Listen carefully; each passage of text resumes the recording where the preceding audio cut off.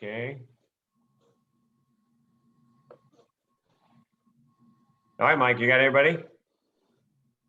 All right. Good evening, everybody. Welcome to the Chart House virtual wine dinner.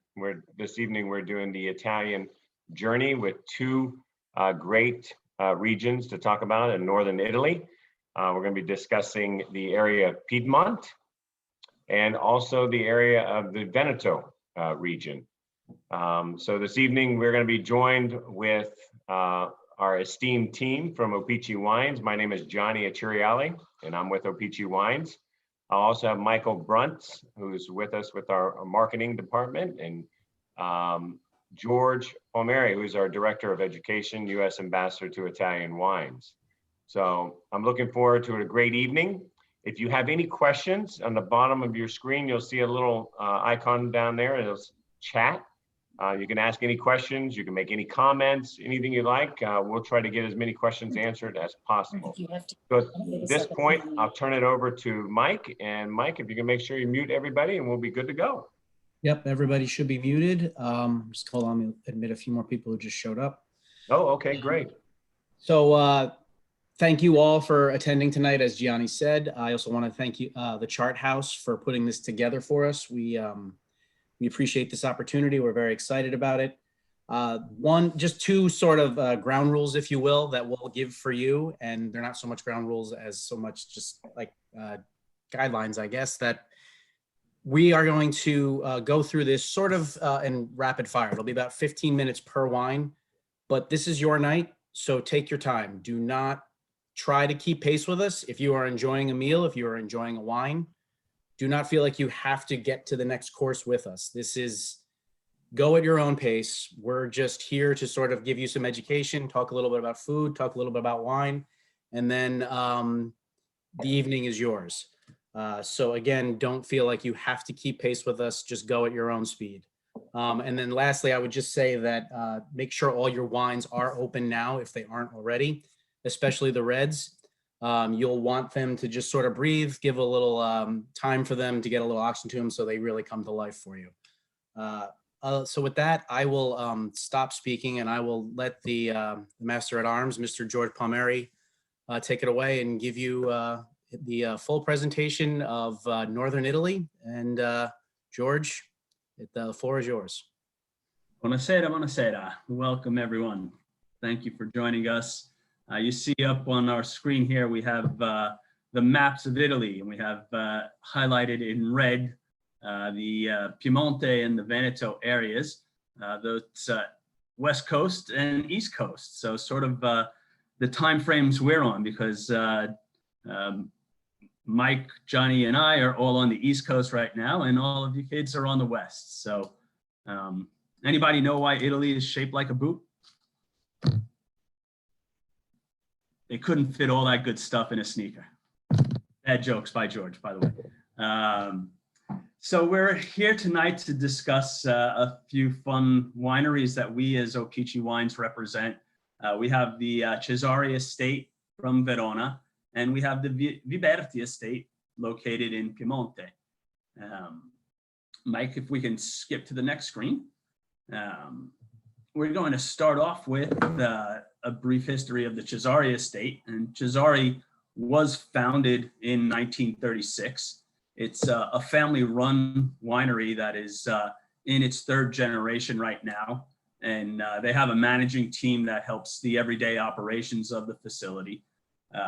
It's a winery that's always been focused on quality and reflecting the landscape of the Veneto and the Valpolicella area. Unique about that area is there's a glacial lake there called Lake Garda. And if you ever have a chance, it's an amazing place for a vacation. It's a wonderful little landscape. It's Italy's largest lake, and it's a vacation haven for all Europeans. So anytime you go there during the year, you'll find an international mix of people that are out there. The winery has been recognized as the ambassador in the region. And basically it's because they are represented in over 52 countries, bringing their wines to the tables of families all over the world. The next screen, Mikey. The landscape, as you can see here, a beautiful sunny day, is basically coming off of that glacial lake. So you have a good set of hillsides, but it's more of strips of lands that have flats to them as well. This is a springtime picture, so you have all the greenery. Our next shot is basically winter, so you can see it in its more dormant stages. And the first wine that we have is coming from an area known as, we're going to go to the two cellars first. The cellars for the winery are basically in two different locations. The first one is in Caballon, which is where they have their aging facility. And the aging facility is basically where the winery takes all of the juice and puts it into barrels. And they have an amazing collection of barrels. They basically started a program with the Vera Academy of Fine Arts to come up with designs and give students an opportunity to express their talent and showcase some of the reflections of what one would think of when they're in the Verona area. And it's a great program. It keeps the locals involved. It keeps the international students that are studying there involved. And it's a good piece for the winery. This is the aging process facility. They also have a winery that's located in Fumane. It's another township in the Valpolicella area. It's basically the area that they work with more of the techniques of the drying process of the grapes. This region, the Veneto, is known for a special wine known as Amarone, which will be our last wine on the program this evening. And Amarone is a process that developed out of a process known as ripassimento. And the ripassimento is basically taking the grapes after harvest and drying them out until they become like raisins. And that's what's taking place in this facility here. So it's a process of getting the grapes to a stage that allows for higher residual sugars in the grape to ultimately give you a wine that has a unique flavor profile and higher alcohol content. Our first, I'm going to pass on to Chef Perry, because this is the master of the culinary delights tonight. So, yeah, and Chef, if you can go ahead and discuss the first dish for this evening, and then George will talk about the actual wine that we decided to pair up and how you guys came to the pairing as well. Absolutely, thank you. And how, I mean, that art on the barrels was just absolutely amazing. It is amazing. I want to see that myself. First and foremost, everyone, welcome. If you've been on a wine dinner with Chart House, you know that normally I cook in my kitchen and talk about the food. This particular time, I am in Cabo San Lucas, thus the margarita wine glass. But cheers. So a little different this time, but I want to let you know that I've already completed our next wine dinner. The menu should be in your package, so hopefully you have that. If not, reserve the date, which is April 9th, Friday, April 9th. So I look forward to seeing you all there. I will be back in my kitchen preparing food, and I'm actually going to have, since things are letting up, going to have some people there that I'll be cooking for. So I look forward to that, and I look forward to seeing you all there. Tonight, I just want you to know that tonight's dinner or menu has been basically developed by Rich Oliva. He's a regional chef out of Florida. So he handles all Florida and the East Coast, and he really went to work on this particular menu, and I can't thank him enough for everything he's done. I look forward to spending time with you all this evening and sharing the insights of how he and I decided on this evening's pairing. Tonight we have 14 Chart House restaurants, so thank you. 14 Chart House restaurants participating from 10 different states. So I think that's pretty cool.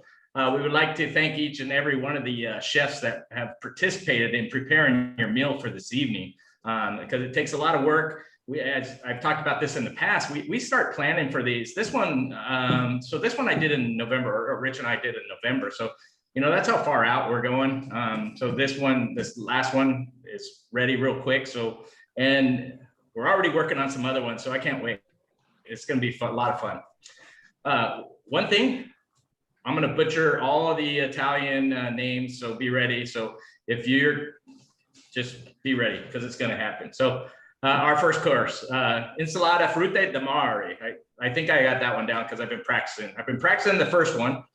Che bravo. And then hopefully the wine will kick in, and then I'll get all the other ones. So the aroma is an excellent balance. It is really what brought us to this first course for the evening. We knew we wanted to do seafood. We just didn't know what seafood, but so Frutte di Mare, we're going to do a bunch of seafood. That made it a lot easier for us to decide. So Frutte di Mare, we knew we wanted a little bit of pepper in it. To achieve that, rather than seasoning it, we decided on arugula. Peppery arugula. It really brings out the pepper.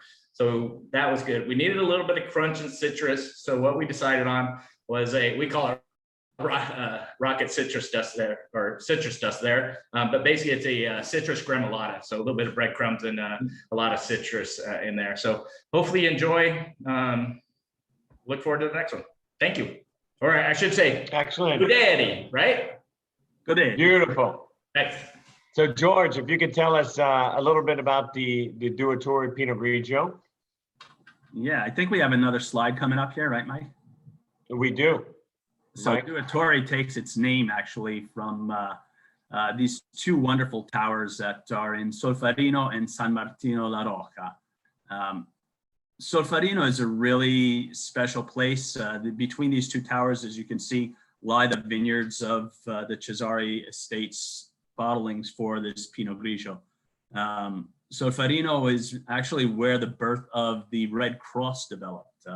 It happened through the Swiss Army when there was a war going on in the 1850s, and they basically started putting these crosses on white flags in red, sort of the reverse of the Swiss flag, in order to get people to come out to help those that were injured. And so it really has like a deep meaning here. And the owners of the estate, Deborah Cesari, I'm from New York, so it's a special thing for me knowing that, Duatore, the two towers, we had the twin towers here. And when they went down, Deborah basically made a huge donation to the funds for the families of those that had lost people in that sad tragedy. So there's a special meaning for us here with it. It's a winery that, unlike a lot of Pinot Grigio, is unique. Everybody says, oh, Pinot Grigio, there's hundreds of them. Yes, there are. But what makes Cesari special is that they do all of their farming on estate land. It's all dry farmed production. It's known that they have a vinification facility in the center of the vineyard area so that the fruit goes right to crush, which ensures the freshness of the style of wine. The wines are sustainably farmed, and it's a style of Pinot Grigio that is classic for Italy. Now, when you think of Pinot Grigio, many people don't realize that it's genetically linked to the Pinot Noir fruit.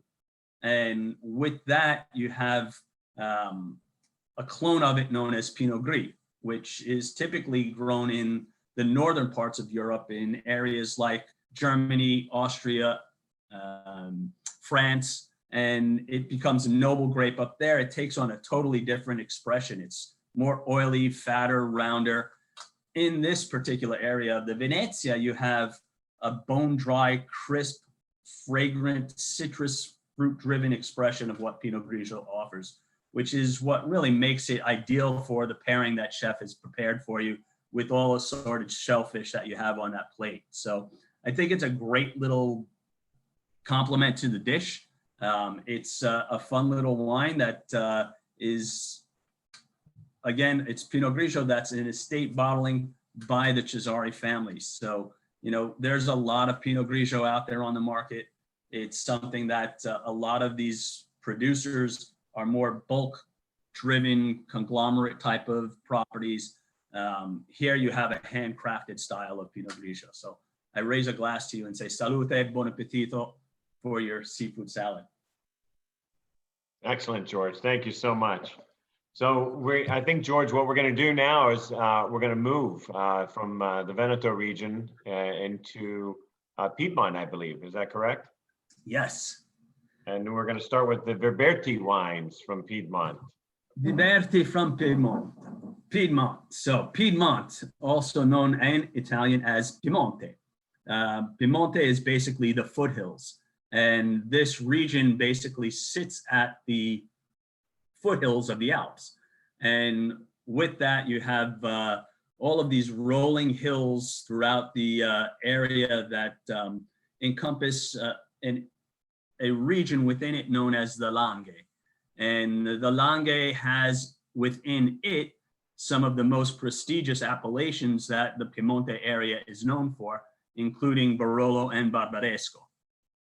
The Viberti family that we're fortunate to work with is a third generation of family winemakers that started out as a restaurant and sort of an inn. And basically back in the early 1900s, the area and landscape was not as it is today. You didn't have motorized vehicles all over the place.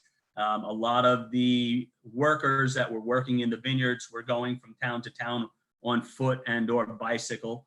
And with that, they will all stay at this little inn at the top of the hill in the commune of Barolo. It's some of the highest elevation within all of Barolo. And the owner there, Giovanni, basically got a nickname because he was so good to the people. He let them use his telephone. He would sell them tobacco. He'd give them a room for the night. And they called him the Buon Padre. So the place is known as Buon Padre. Giovanni's son Antonio took over the estate, and in 1953 he actually was encouraged to take the production of using their wines not for just the family's inn and restaurant, but decided to start selling it to the rest of the area within Barolo and out of that region. And today, the area is run by Giovanni's Antonio's son, Claudio. Claudio is on our next page here. We got a shot of him prior to COVID, and he's this scrawny kid that is really an A positive blood type of personality. Everything is very meticulous. Everything has to be just so. And since COVID's gone on, he's gained a little weight. He's got a few wrinkles. He's developed his own. He's got a little bit more facial hair. All kidding aside, he's an amazing talent. I rarely tell him to his face because I don't want his ego to get too big, because he does have such a great personality and is a wonderful person overall. He basically has developed that restaurant, the Buon Padre, but he was inspired as well, being in the family business all of his life, to create a wine for his mother called Barbera La Gemella. And La Gemella is a name for an Italian word for the twin sisters. And his mother happens to be a twin with his aunt, obviously. She's also the chef of their restaurant, Buon Padre, and has been for an extended period of time. And she would always say to Claudio, people, they drink Barolo only on Sunday. You have to make a Barbera. Make a Barbera. I like Barbera. He made Barbera, and he was so inspired by the success that we've had with that wine that he decided to name his second restaurant after it, La Conda La Gemella. And that's in the township of Barolo. So they have two restaurants, one in the township of Barolo and one all the way at the top of the hill in Barolo. So it's a unique position. Our next slide is going to encompass the Chardonnay that Chef is going to pair with. Yes. So Chef, if you could tell us this dish, and then we'll go further into the Chardonnay, the gambarette con gnocchi. Fantastic. It's funny because that restaurant looked like that one movie where the two restaurants are right next to each other across the street. I forget the name of it, but that looked like a wonderful restaurant. Oh, okay. Well, you know what? This Chardonnay is fantastic. Bursting with fruit, especially apple, is really what we get. Real creamy on the palate, but yet balanced, very balanced wine. So I really like this Chardonnay. Originally, we were going to go with a pear salad with a honey citrus vinaigrette, though we wanted to do something a little bit more challenging. That would have somewhat been the easy road. So I love gnocchi, although I wanted to try something different, different approach to it. So rather than potatoes, we decided on polenta with a little bit of truffle. We thought that would work together. And hopefully it does, because it's something new. Now, keep in mind that out of the 28 chefs, some of these chefs have not prepared gnocchi from scratch. Some of them have, and some of them haven't. So hopefully this works well for you, and it actually gives them the opportunity to make gnocchi as well, which we think is awesome for our chefs in the restaurants. What better with gnocchi than shrimp, and especially seared shrimp? We think that it goes really well. We wanted a little nuttiness flavor to it, so what we decided on was we have a brown butter there, but really it's a bourgneset, which basically is a burnt butter, which sometimes I'm good at. Everybody can make burnt butter, and it's actually really good.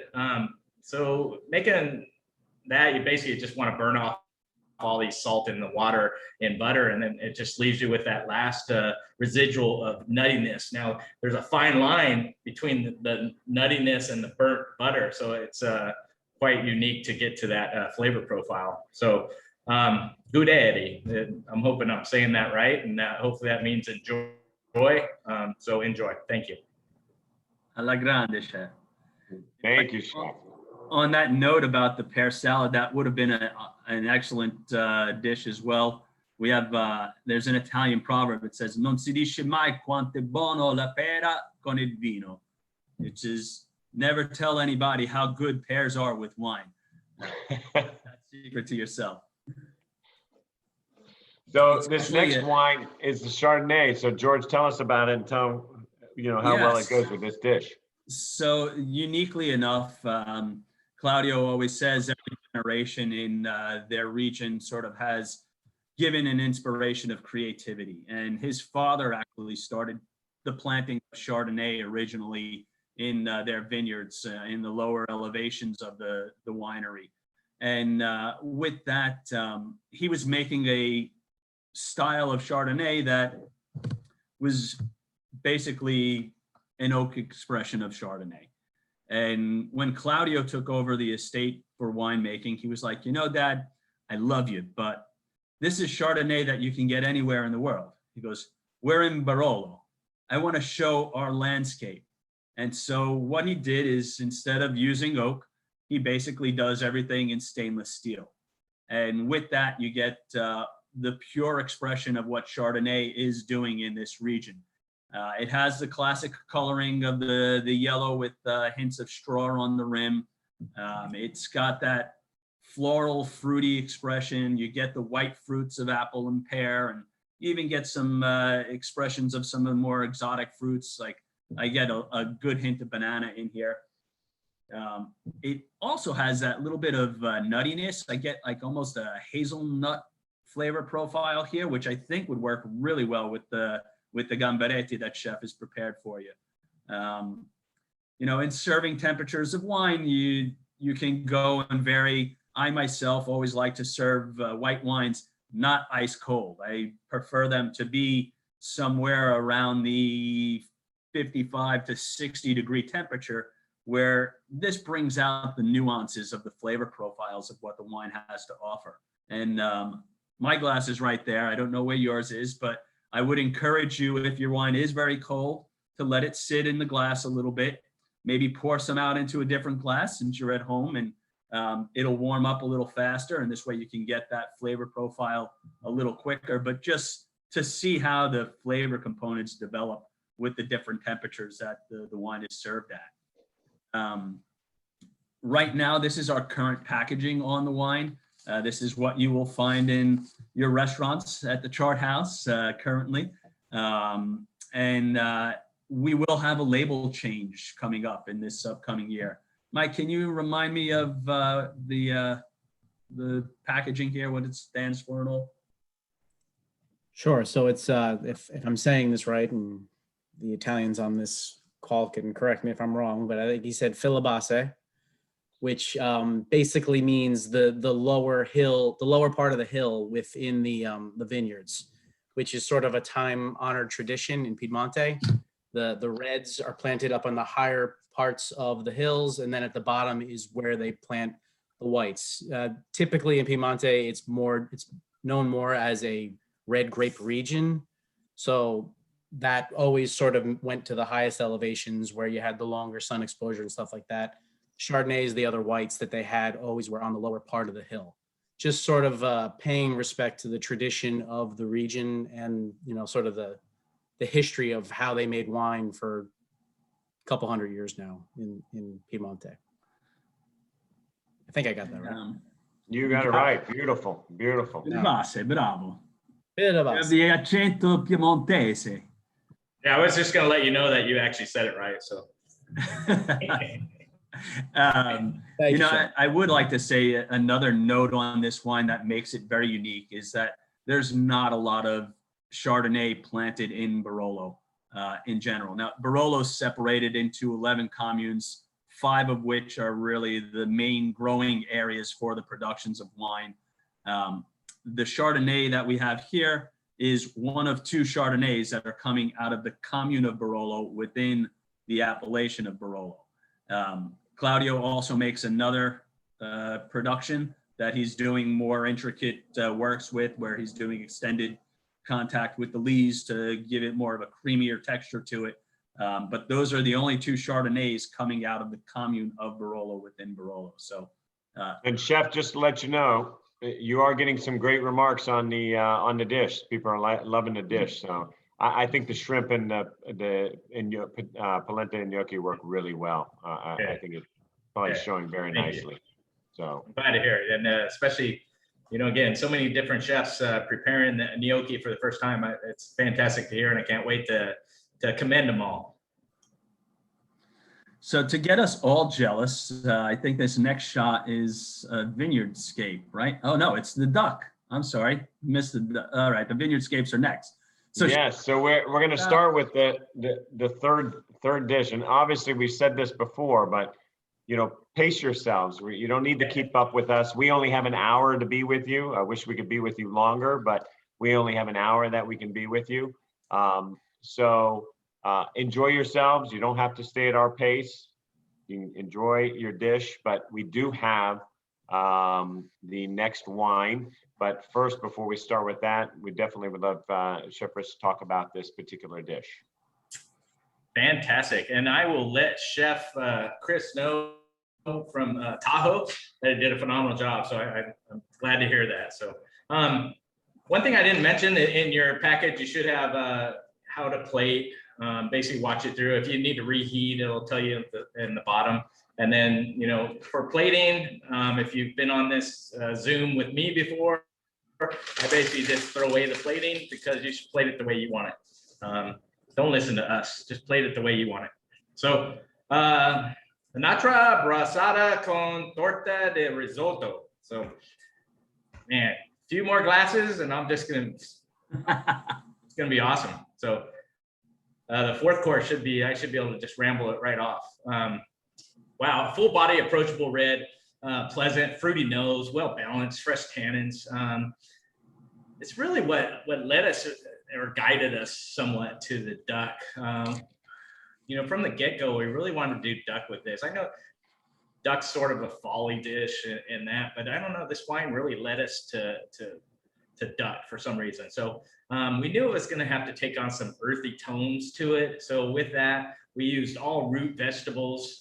We used a lot of dried cranberries and dried fruit, dried cherries, because we can't get fresh cherries right now.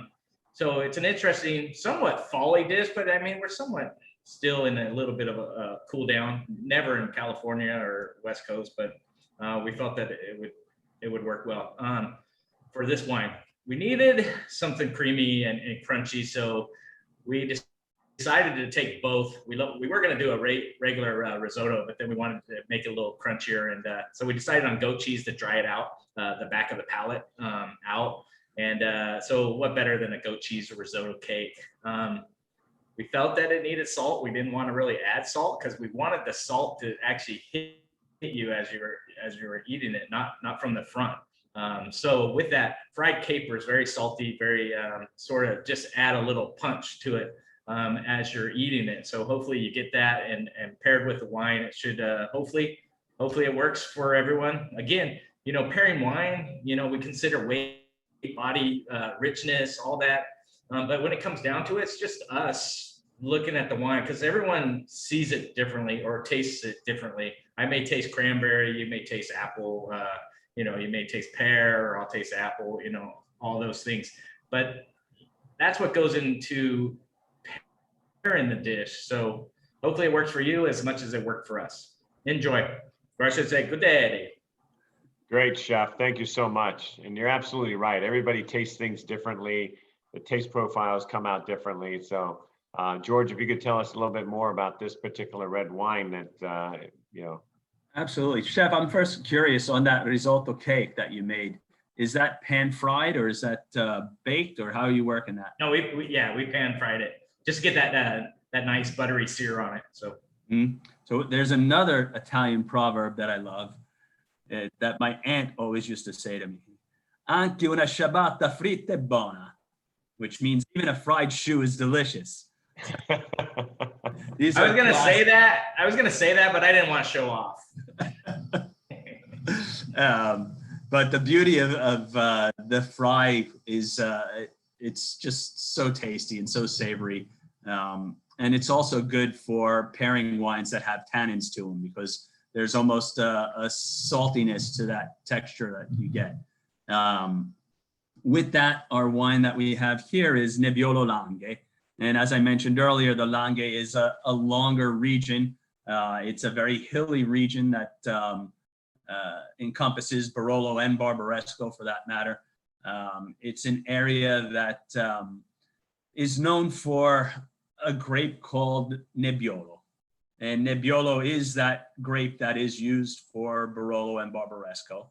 And on those wines, when you have sustainable aging to them, it becomes this robust, rich, ripe, heavy expression of a red wine. With that, in Claudio's expression of the Nebbiolo Langhe, he takes a different approach. Now, a lot of producers will take their second pick of their Barolo and Barbaresco productions to make a Nebbiolo Langhe. And in Claudio's case, he's dedicated vineyard sites specifically for this production. The word Nebbiolo is a slang word in Piemonte. It stands for the fog. And it's basically because this region, when you get to the harvest time, you start to have these fog layers rolling in over the vineyard sites. And so when they were picking the grapes, the locals would say, nebbia.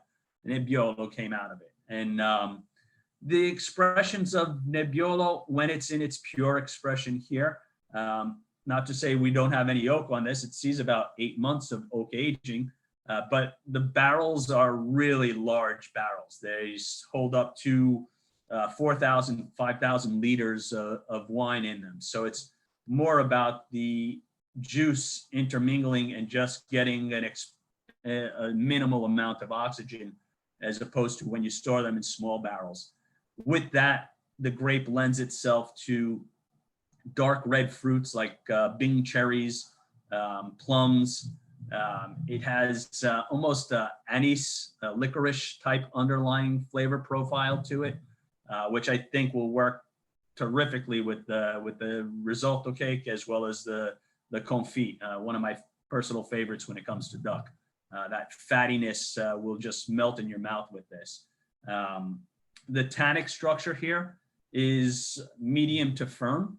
So you're going to have that pucker in your mouth, but once you put the food in, and I think both the goat cheese and or the duck meat will help intermingle that flavor profile, and you'll just have a beautiful expression of wine in your mouth.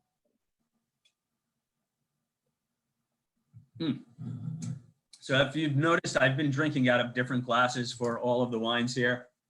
The Chardonnay out of an O glass. I like to call these O-Picci glasses. We call them O glasses.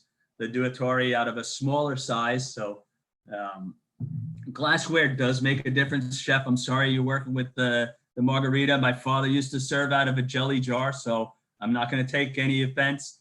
But you will notice differences in the flavor profiles of wine when you put the wine into different glasses. And it's even fun to take the same wine and put it into like 3 or 4 different glasses to see how it changes.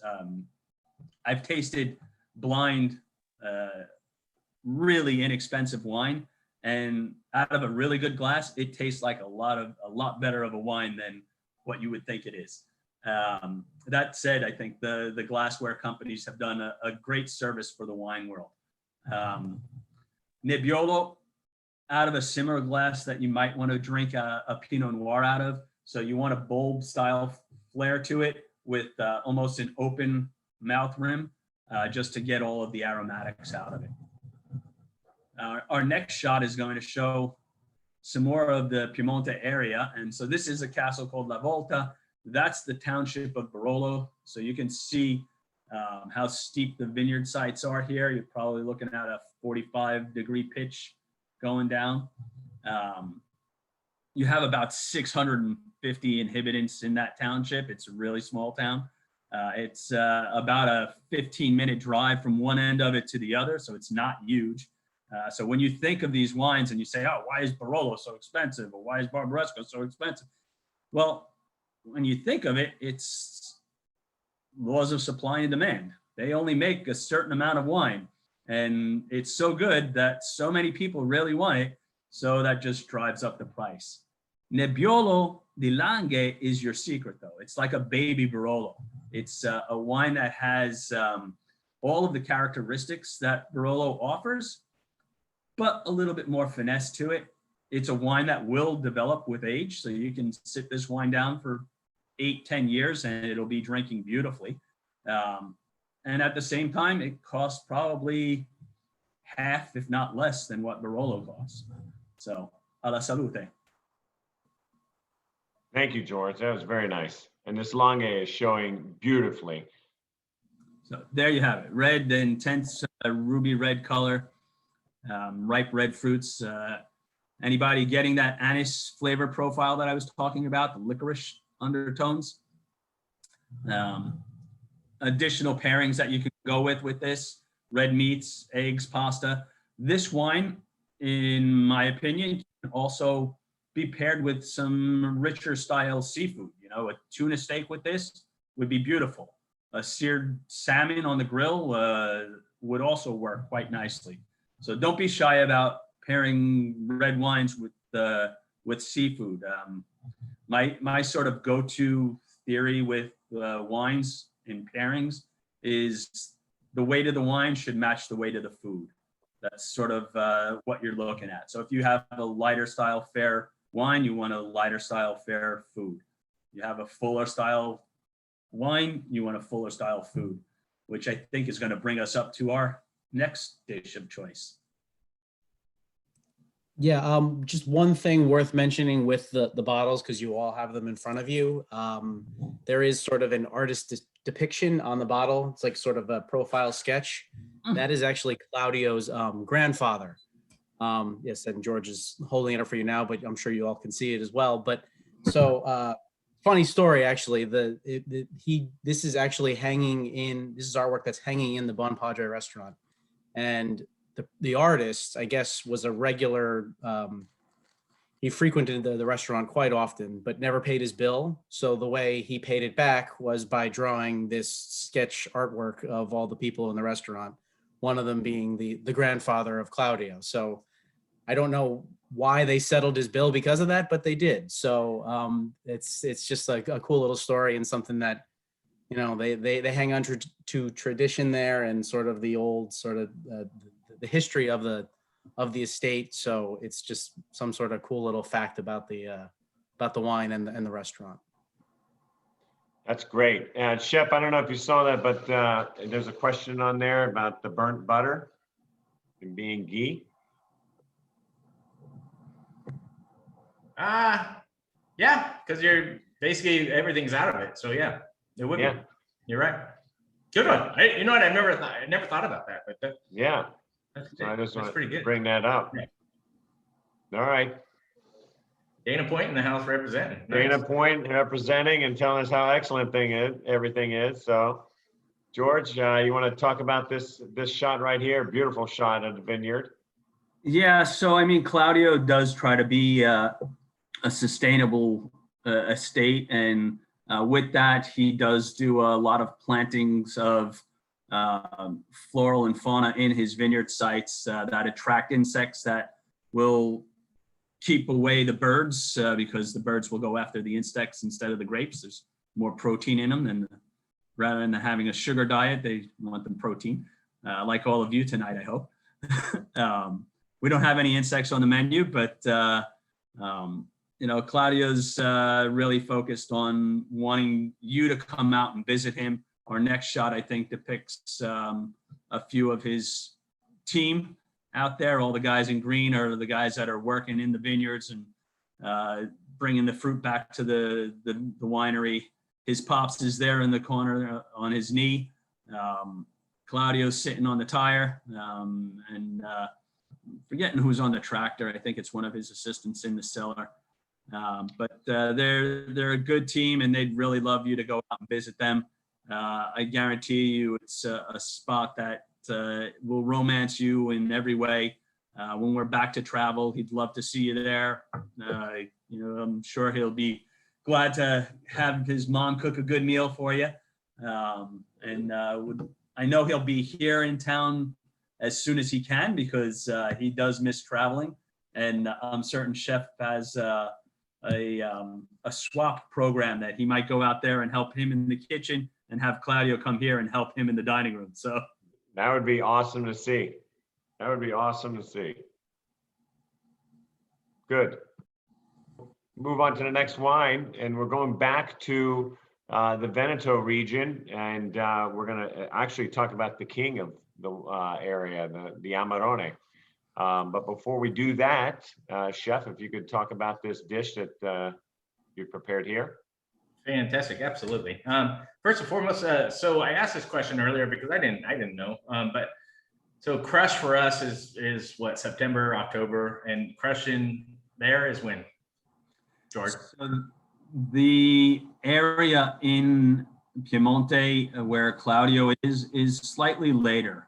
It's an area that's seeing the harvest starting usually in mid-October and would run all the way to late November in the past.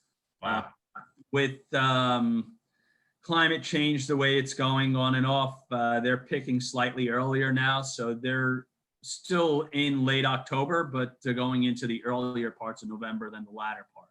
And this coincidentally coincides with another amazing pairing for wines of this region, which are truffles. And it's the same sort of time that you have the truffle season. So, you know, at that point, you can do the Tarjan with the white truffles and a good glass of either the Nebbiolo Langhe or a Barolo. It's a great pairing. And at that point in time, they're shaving truffles over everything. So if you want some Chardonnay with the Vitello Tonato and white truffles, you can do it. You want the Fruta di Mare with white truffles, you can do it. You're not going to be shy. White truffles on everything. That's awesome. Another thing is, I mean, so about that time or a little bit later, it starts snowing, right? And this may be a stupid wine question, and I know that most ice wine comes from like Canada and all that, but do they do any type of ice wine or? No, it doesn't. No. Just a stupid question, right? So sorry. No, there's no stupid question. It's not, but it unlike further north in the parallels where you're like in Germany at like the fifth parallel, you get consecutive days of cold that are below, if my memory serves me correctly, it's like 5 degrees. It has to be certain period of time in order to pick the grapes to be frozen to a point where they're still crushable. And with that, Piemonte doesn't get that cold. Okay. All right. Awesome. Well, let's talk a little bit about, well, basically a fourth and then a bonus, fifth course, because we couldn't decide. We kept going back and forth whether we wanted to do it dessert or we knew we were going to do meat with this. Costada di manza con patata. Again, I'm not even going to go there. Patata dolce. Dolce. Dolce. Thank you very much. Okay, I got it. I didn't get it, but thank you. Rich, fruity flavor and very smooth. A mouthful of wine that explodes on the palate. This is a phenomenal wine, and I actually learned a lot about this wine in working with Rich Oliva on developing the dish for this. From the get-go, we knew we wanted to do a meat dish, but we wanted to do somewhat of a special meat dish. So what we did here is we took a prime rib and cut out the outside of the prime rib and just focused on the eye of the prime rib, which I consider, to be the best part of it. Although I do love the outside, which I've done on a couple wine dinners as well. So, but with this, we knew we were gonna need a little bit of more flavor to it because it is pretty dense and because it's the eye, and very tender meat. We wanted a sweet, buttery vanilla starch, so what better than sweet potatoes with a little bit of vanilla in there, and then a chocolate balsamic glaze, which we hope works well. Should just have a hint of balsamic and mostly chocolate. And we were asked this question earlier. We basically start with the chocolate and then add the balsamic.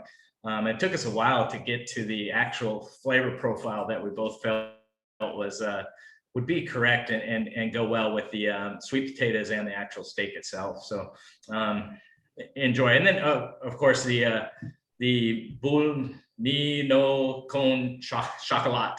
Hopefully I said that somewhat correct. Basically a chocolate pudding that we felt would coincide with this particular dish as well. Go ahead. Budino.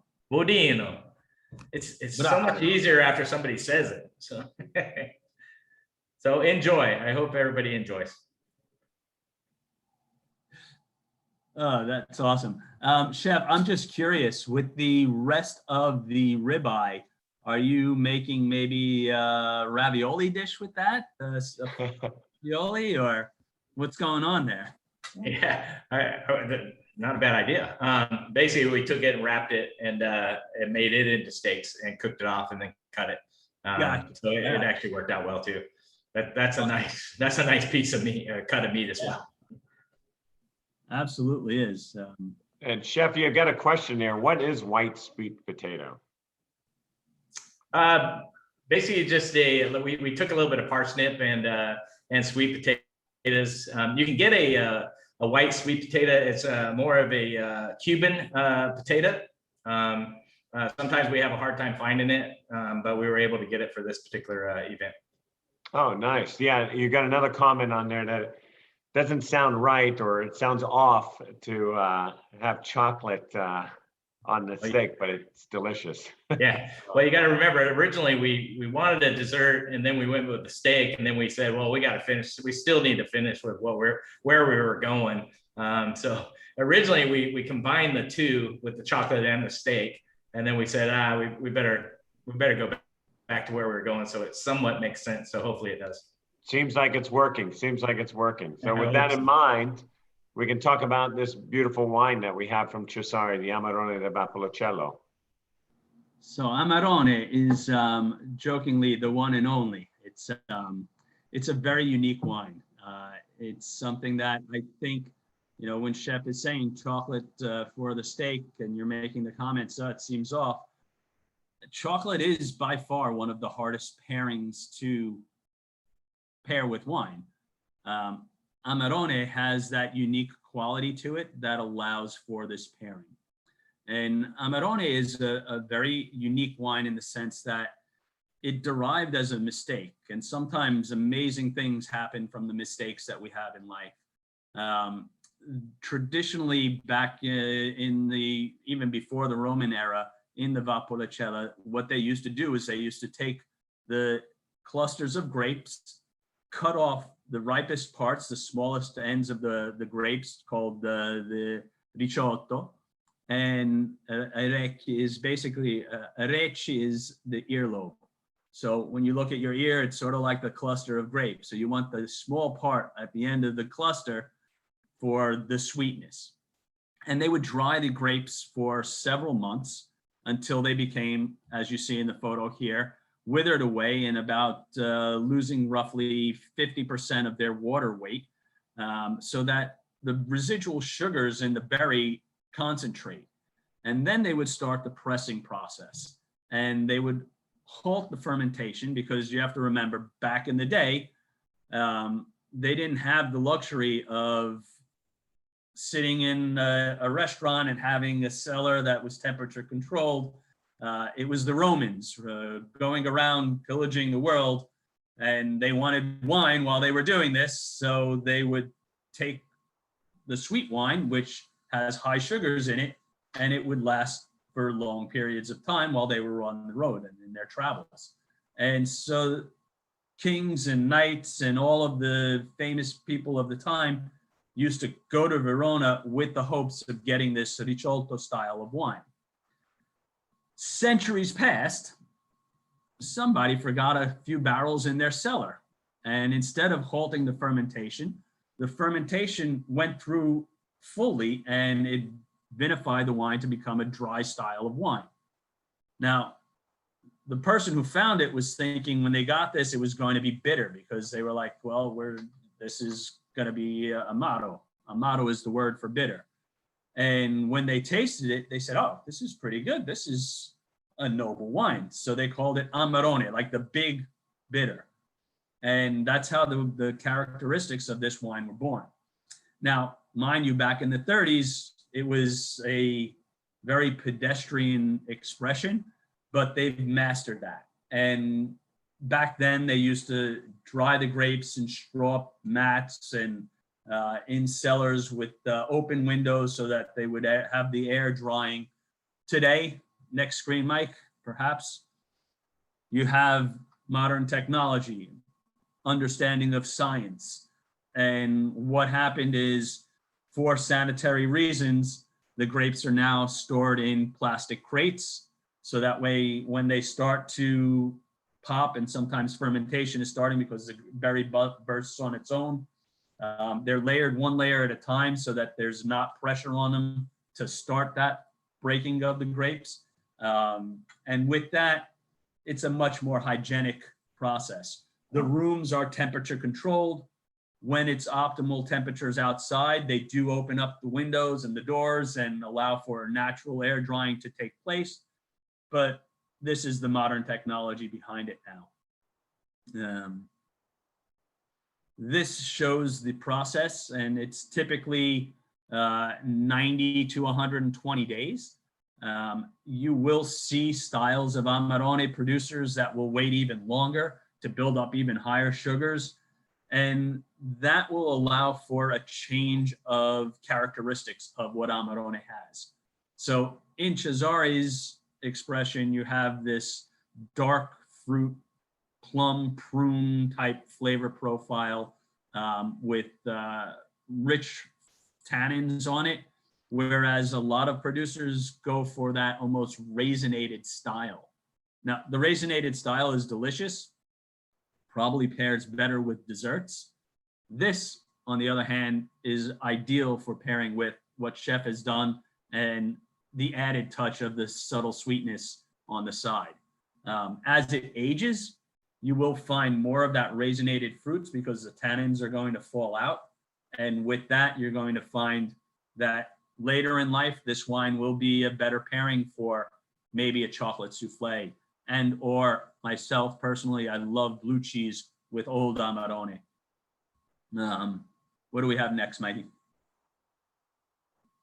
So George, real quick, someone was asking about Vinsanto, and I wanted to make the point that, Vinsanto is more of a Tuscan style dessert wine. Typically, it's made with white grape varietals, Malvasia, Trebbiano. Sometimes they use Sangiovese to make a rosé type style, but a lot different than the Amarone. Probably closer more towards Recioto, right? Yes, much closer to the Ricciotto process. Although the aging on Vinsanto is a much longer aging process before it's released. And it's also aged in much smaller barrels. Typically, it's done in a chestnut barrel that I want to say it's like a 70-liter barrel. It's really small. Quintarelli's, I believe, is the name for them. Yeah, very similar to what they use for the balsamic vinegar. Yes. Yeah. Exactly. Small, yeah. So you're getting a lot more oxygen. They're basically making Vinsanto to a point where the wine can't get any worse or put it into the bottle. And it's been so exposed to oxygen that it's one of those wines that once you open it will last 120 days plus. I have had Vinsanto in my refrigerator for weeks on end, and then I'll go out and I'll taste a client on it because it's still showing perfectly. Excellent. I just wanted to, kind of put that out there for Vicky and Mike. They had asked that question. So yeah, there's a number of great dessert wines. That's also similar to the Pasitos in Sicily, where they go through that drying process as well. Yeah.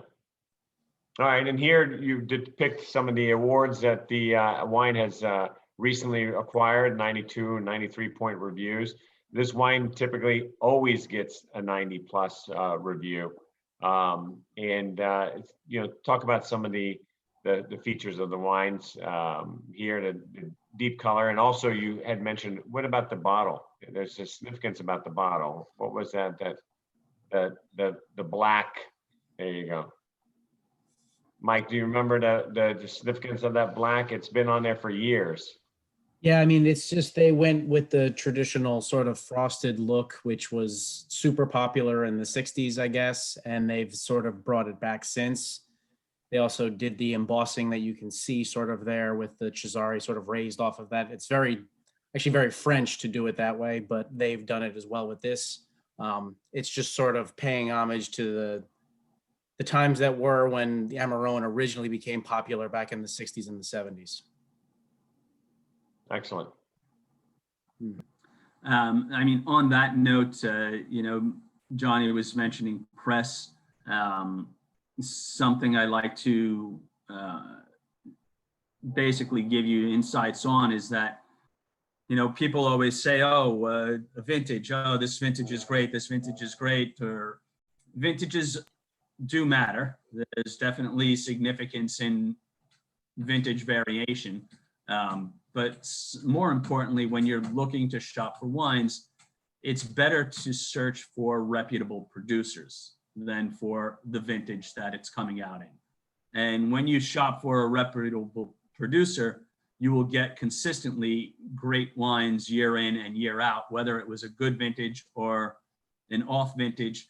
If it was a bad vintage, typically a great producer will not put their wines onto the marketplace. They'll either sell their grapes off or blend it into other opportunities, lesser levels of their wine productions. But it's important to know that Cesari is one of these producers that is so consistent. They're always 90+ points on ratings from various publications. The style, as I mentioned earlier, it's more conducive for pairing with foods than a number of the other producers in the Amarone world. You think of it as well and say, well, why are these wines so expensive? And you say to yourself, well, this is an artisanal process. You're taking grapes at your harvest that you could put into a bottle and sell this upcoming year and go right to market. Or you can dry them out and lose half the weight of your production of your harvest, age them for 2 to 4 years before you decide to bottle them, and then send them out to the marketplace. it's like a economist's nightmare to do this. It's like you're going to waste all of this time but the proof is in the bottle. It's a reward worth waiting for.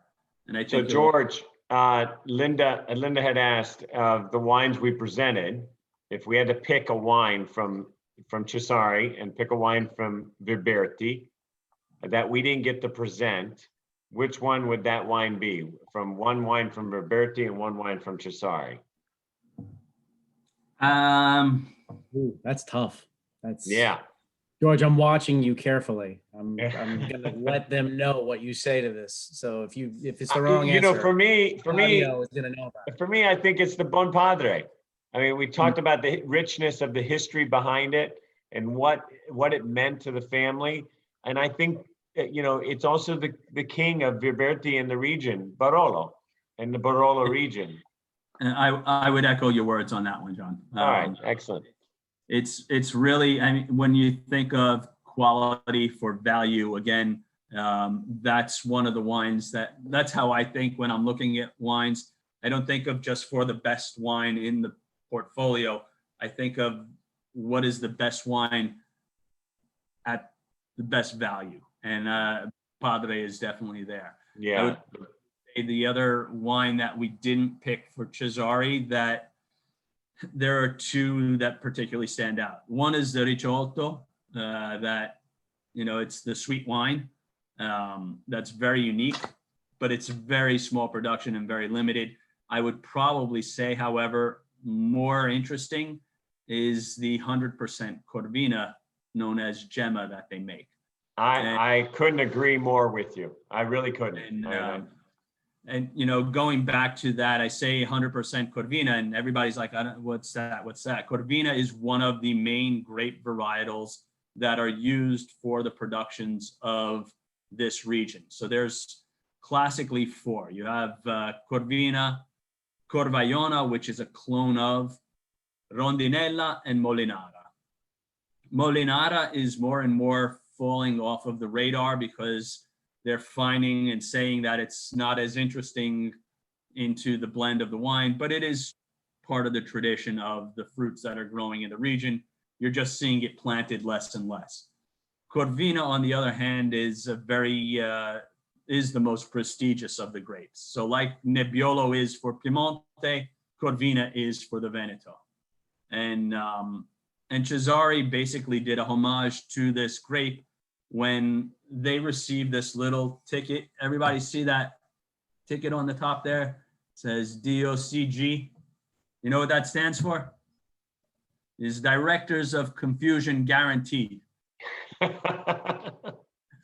not true. That's not what it's counting. The Italians make up laws every year. It's the literal translation is Denominazione Origine Controllata e Garantita. This is basically stating that the origins of the bottle, the wine in this bottle, are from a denomination that's guaranteed, and it's controlled and guaranteed. And with that, they basically are setting a standard of what has to go into the production for the wine. So it encompasses the yields of the vines from the fruit, the elevations that it's growing on, the area that it's growing in, alcohol levels, all the intricacies and the chemistry behind the scenes, and the list goes on. These are all controlled by the government to get a standard to give you this little ticket. So with that in mind, Italy is one of the most beautiful countries, right, George? I mean, you got to agree. It's one of those places that you have to see for yourself. I know that Andrew wrote on here, I think I'm going to study Italian after this wine tasting. Good for you. Go study some Italian. Start with drinking some Italian wine. So, and thank you. A couple of them have written what a great wine dinner it is. So we appreciate that. We try to do our best with this virtual opportunity. And I think the chef and his team has done an amazing job. And George, thank you for running through these wines for us and telling us that some great history behind them. So Yes, definitely. Someone wrote Kudos, chef, kudos to the chef. Absolutely. and his Absolutely. team, So, all of his team around the rest of the country. and thank you to Chart House. And at this point, Mike, let's bring everybody on to do a nice little cheers and enjoy this great evening. So if you can, just close us out here, Mike. If you want, everybody raise a glass, turn your videos on if you'd like. And Wait, Mike, raise Yeah, two glasses, one Nebbiolo. let George do his thing. Go ahead, George, do your thing. Take the Nebbiolo and take the Amarone in your hands, one in each. Mhm. Still have your Nebbiolo? I got white and red, but we're good enough. Yes? You know what you have? Chin chin. Handcuffs. Alla salute, everyone. Cheers. Thank you. Cheers, everyone. Thank you so much. It's been Thank a you all great for evening. coming. Thank you very Thank- much. Chef, we'll Thank look you. forward to seeing you live in the near future. Hey, and stay tuned. The Chart House is going to bring these wine dinners live. So be ready for that. Be ready to attend these events when they come online and come in live. So Claudio will be here. Antonella will be here. George will be at some of the events. So we really, really look forward to it. Keep supporting these great restaurants, these great chefs, these servers that are out there, these bartenders. They need your support. Give that support to them. And we thank you for this evening. Thank you for the night. Thank you Really for your appreciate time. it. Help Chef, you, we are thank you, ready. everyone. Thank you Go so have a much. margarita, chef. Cent'anni. Spotlight them all, Mike. Let's see them all out there. I'm trying. Salute. They're looking good, looking good. Look at them. Breathe in. Unmute and say something. Have a good evening. Thank you so much, everybody. Chef, enjoy your vacation there in Cabo, buddy. Thank you. Thank you, Chef, chef. time for Appreciate your tequila. time. This was a great opportunity. Thank you so much. Where's Thank you all for coming. We appreciate it. Oh, I hear them coming. Yep. One by one. Thank you, Mike. All right, guys, we'll close it out here. Have a good night and a safe evening. Great job. Thank you very much. Buonanotte. Yes. Thank you, George. Ciao, ciao. Ciao.